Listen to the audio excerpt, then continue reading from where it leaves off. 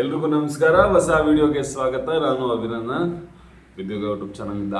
ಬೆಳಗ್ಗೆನೆ ಈ ವಿಡಿಯೋ ಮಾಡ್ತಾ ಇರೋ ಉದ್ದೇಶ ಏನಪ್ಪ ಅಂದ್ರೆ, ನಾನು ನನ್ನ ಲೈಫ್ ಬಂದಾಗ ನಿಮ್ಗೆ ಪ್ರಾಮಿಸ್ ಮಾಡಿದ್ದೆ ಕೆಲವು ವಿಡಿಯೋಗಳನ್ನ ಮಾಡ್ತೀನಿ ಅಂತ. ಅದಕ್ಕೋಸ್ಕರ ಕೆಲವು ದಿನಗಳಿಂದ ಮೈಸೂರು ಯೂನಿವರ್ಸಿಟಿ PG ಅಡ್ಮಿಷನ್ ಬಗ್ಗೆ ಈಗಾಗಲೇ ನಾವು ಮಾತಾಡ್ತಾ ಇದ್ವಿ. ಇವಾಗ 1ನೇ ತಾರೀಕಿಂದ PG CET ಬಂದು ನಿಂತಿದೆ.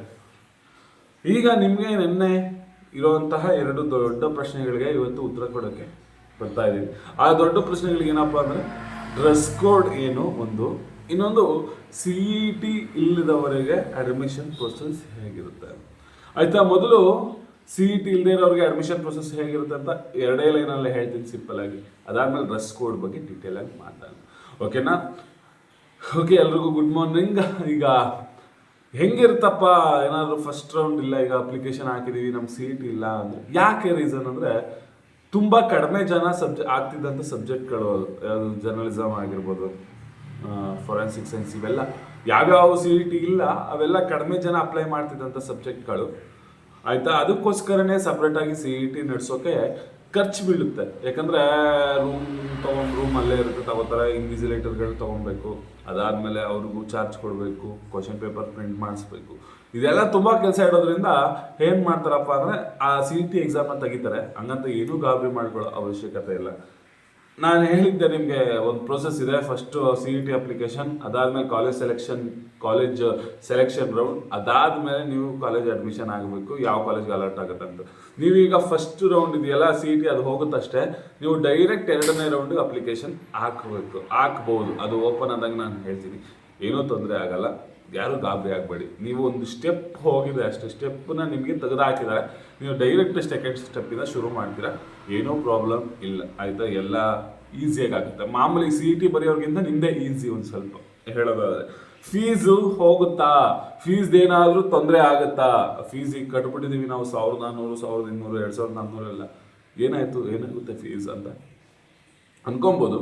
ಬಹುತೇಕ ಅದನ್ನು ಸೆಕೆಂಡ್ ರೌಂಡ್ಗೆ ಇರೋವಂಥ ಫೀಸಲ್ಲಿ ಹಾಕೋತಾರೆ. ಸೆಕೆಂಡ್ ರೌಂಡ್ ಈ ಸ್ಟೆಪ್ಪಲ್ಲಿ ಇರುತ್ತಲ್ಲ, ಸೆಕೆಂಡ್ ಸ್ಟೆಪ್ಪಲ್ಲಿ ಅಲ್ಲಿ ಆ ಫೀಸನ್ನು ಕನ್ಸಿಡರ್ ಮಾಡ್ಬೋದು. ಆಯಿತಾ, ನಿಮ್ಗೇನು ತೊಂದರೆ ಆಗಲ್ಲ, ಆರಾಮಾಗಿರಿ.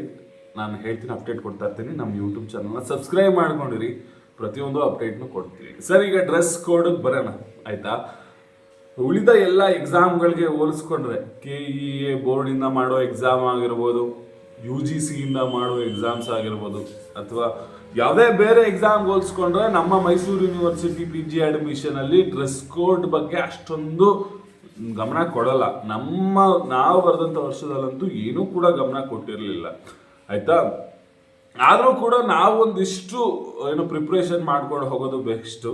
ಆಯಿತಾ, ಏನಕ್ಕೆ ಅಂತ ಹೇಳ್ತಾ ಇದ್ದೀನಿ ಅಂದರೆ, ಅಲ್ಲಿ ಹೋಗಿ ಈ ವರ್ಷ ನಾವು ಸ್ವಲ್ಪ ಡ್ರೆಸ್ ಕೋಡ್ ಇಟ್ಟಿದ್ದೀವಿ ಕಣ್ರಪ್ಪ ಅಂತ ಹೇಳಿದ್ರೆ ಅದು ಸರಿ ಕಾಣಲ್ಲ. ಅದಕ್ಕೋಸ್ಕರ ಮಿನಿಮಮ್ ಡ್ರೆಸ್ ಕೋಡ್ಗಳನ್ನ ಹೇಳ್ಬಿಡ್ತೀನಿ, ಕೇಳಿ.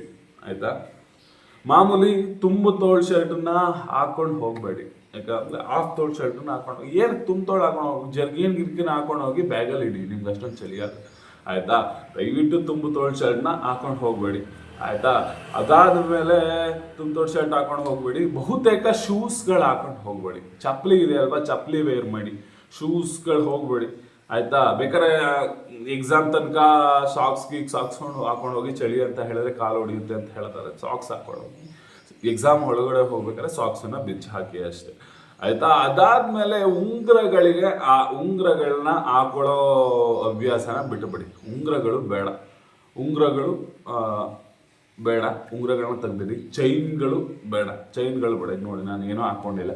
ಆಮೇಲೆ ಹಾಕೊಂಡ್ರೆ ಈ ಥರ ಸರಾಗಿರಗಳಿದ್ರೆ ಅದನ್ನು ಕೂಡ ಗಂಡು ಮಕ್ಕಳು ಬಿಚ್ಚಿಡಿ. ಹೆಣ್ಮಕ್ಳು ಕೂಡ ಹಾಕೊಂಡು ಹೋಗೋ ಅವಶ್ಯಕತೆ ಇಲ್ಲ. ಚಿನ್ನದೆಲ್ಲ ಹಾಕೊಂಡು ಹೋಗ್ತೀರಾ, ಅಲ್ಲಿ ಏನಾದ್ರು ಬೇಡ ಅಂದರೆ ಸುಮ್ಮನೆ ಬ್ಯಾಗ್ಗಳಿಗೆ ಇಡಬೇಕಾಗುತ್ತೆ. ಅದಕ್ಕೋಸ್ಕರ ಅವಶ್ಯಕತೆ ಇಲ್ಲ, ಆದರೆ ಏನು ತೊಂದರೆ ಇಲ್ಲ. ಆಯಿತಾ, ಹೆಣ್ಣು ಮಕ್ಕಳ ತಾಳಿಗೆ, ಯಾರಿಗಾರು ಮದುವೆ ಆಗಿದ್ರೆ ತಾಳಿಗೆ ಯಾವುದೇ ರೀತಿಯ ನಿಷೇಧ ಇಲ್ಲ. ಅಂದರೆ ಆರಾಮಾಗಿ ಹಾಕೊಂಡು ಹೋಗ್ಬೋದು. ಮದುವೆ ಆಗಿರೋ ಹೆಣ್ಮಕ್ಳು ತಾಳಿನ ಹಾಕೊಂಡು ಹೋಗ್ಬೋದು, ಏನೂ ಸಮಸ್ಯೆ ಇಲ್ಲ. ಆಯಿತಾ, ಇನ್ಯಾವುದು ಚೈನ್ಗಿನೆಲ್ಲ ವೇರ್ ಮಾಡಬೇಡಿ. ಕಾಲು ಗೆಜ್ಜೆಗೂ ಏನೂ ಅಬ್ಜೆಕ್ಷನ್ ಇಲ್ಲ, ತೊಂದರೆ ತಗೋಬೇಡಿ. ಕಾಲು ಗೆಜ್ಜೆ, ಕಾಲು ಉಂಗುರ ಏನೂ ಅಬ್ಜೆಕ್ಷನ್ ಇಲ್ಲ. ಕಾಲು ಗೆಜ್ಜೆ, ಕಾಲು ಉಂಗುರ ಇದ್ದರೂ ಹಾಕೊಂಡು ಹೋಗಿ.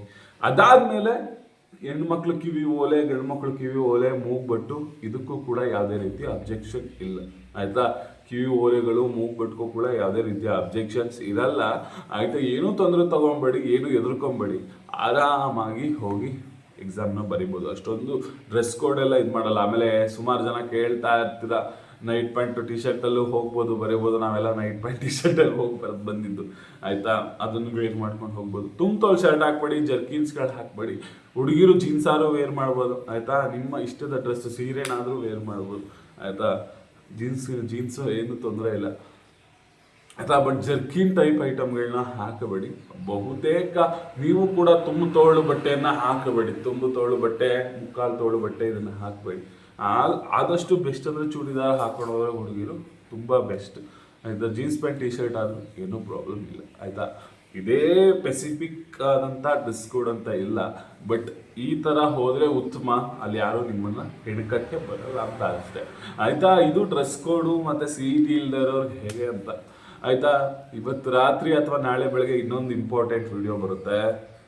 CETಗೆ ಹೋಗೋರು ನೋಡಲೇಬೇಕಾದಂಥ ವಿಡಿಯೋ ಆಯಿತಾ. ತುಂಬ ಇಂಪಾರ್ಟೆಂಟ್. ಏನೇನು ಡಾಕ್ಯುಮೆಂಟ್ಸ್ ತೊಗೊಂಡು ಹೋಗಬೇಕು, ಹೆಂಗೆ ಹೋಗಬೇಕು, ರೂಟ್ ಏನು, ಎಲ್ಲರೂ ನಾನು ನಾಳೆ ನಿಮ್ಗೆ ತಿಳಿಸ್ಕೊಡ್ತೀನಿ. ನಾಳೆ ಸಂಜೆ ಇವತ್ತು ಸಂಜೆ ಅಥವಾ ನಾಳೆ ಸಂಜೆ. ಯಾರ್ಯಾರು ನಮ್ಮ ವಿದ್ಯೋಗ ಯೂಟ್ಯೂಬ್ ಚಾನಲ್ನ ಸಬ್ಸ್ಕ್ರೈಬ್ ಮಾಡ್ಕೊಂಡಿಲ್ಲ, ಇವಾಗಲೇ ಸಬ್ಸ್ಕ್ರೈಬ್ ಮಾಡ್ಕೊಳ್ಳಿ ಆಯಿತಾ. ನಿಮ್ಮ ಯೂನಿವರ್ಸಿಟಿ ಅಡ್ಮಿಷನ್ ಮುಗಿಯೋವರೆಗೂ ನಿಮ್ಮ ಜೊತೆ ವಿಡಿಯೋ ಮಾಡ್ತಾ ಇರ್ತೀನಿ.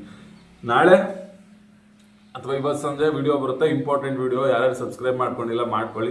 ವಿಡಿಯೋ ಬಂದ ತಕ್ಷಣ ಪಟ್ ಅಂತ ಗೊತ್ತಾಗಬೇಕು ಅಂದರೆ ಬೆಲ್ ಐಕನ್ ಕ್ಲಿಕ್ ಮಾಡಿ ಆಯಿತಾ. ಎಲ್ರಿಗೂ ಒಳ್ಳೆಯದಾಗಲಿ, ಚೆನ್ನಾಗಿ ಓದ್ಕೊಳ್ಳಿ. Thank you.